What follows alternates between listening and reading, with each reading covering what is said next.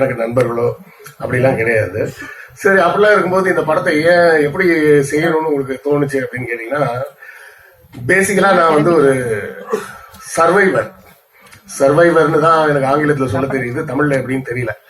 அதாவது எந்த ஒரு சூழ்நிலையிலும் தளராமல் அந்த இடத்துல இருந்து மேல வர்றது அப்படின்றது எனக்கு பழகி போன ஒண்ணு. இந்த 55 வயசுல இது வரை கிட்டத்தட்ட பாத்தீங்கன்னா ஒரு 8 பிசினஸ் ஆரம்பிச்சு க்ளோஸ் பண்ணியிருக்கேன். சரிங்களா?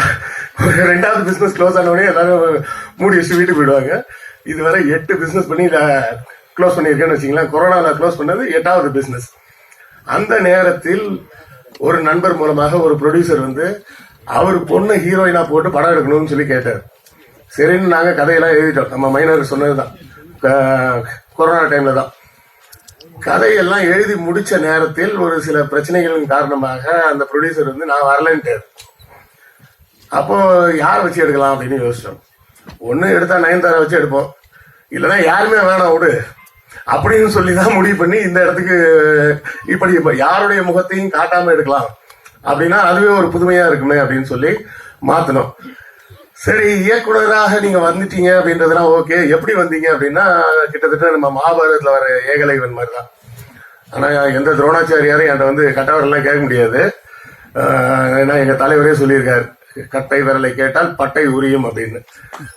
அது ஒரு பக்கம் இருந்தாலும் இருக்கக்கூடிய அந்த துரோணர்களின் எண்ணிக்கை ரொம்ப ஜாஸ்தி.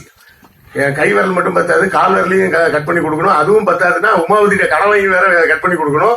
அவ்வளவு பேர்கிட்ட இருந்து எடுத்திருக்கிறோம். எத்தனை பேர் கவனிச்சிங்கன்னு தெரியல. முந்தானம் முடிச்சுன்னு ஒரு படம், பாக்யராஜ் சாரோட படம். அந்த படத்தோட ஹீரோவா அவர் தான் நடிச்சிருப்பாரு. எல்லா படத்துலயும் பாத்தீங்கன்னா ஒவ்வொரு கேரக்டருக்கும் ஒரு பேர் வச்சிருப்பாங்க. அந்த காலத்துல இதை யாரும் கவனிக்காமையே விட்டுட்டாங்கன்னு தான் நினைக்கிறேன். முந்தானம் முடிச்சு படத்துல வந்த பாக்யராஜ் சாரோட கேரக்டரோட பேரு யாராச்சும் சொல்ல முடியுமா? ஏன்னு கேட்டீங்கன்னா அந்த கேரக்டருக்கு அவர் பேரே வைக்கல.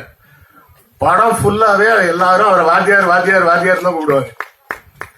இந்த வீடியோ உங்களுக்கு பிடிச்சிருந்தா லைக் பண்ணுங்க, ஷேர் பண்ணுங்க, கமெண்ட் பண்ணுங்க, சப்ஸ்கிரைப் பண்ணுங்க, மறக்காம பெல் ஐகானை கிளிக் பண்ணுங்க.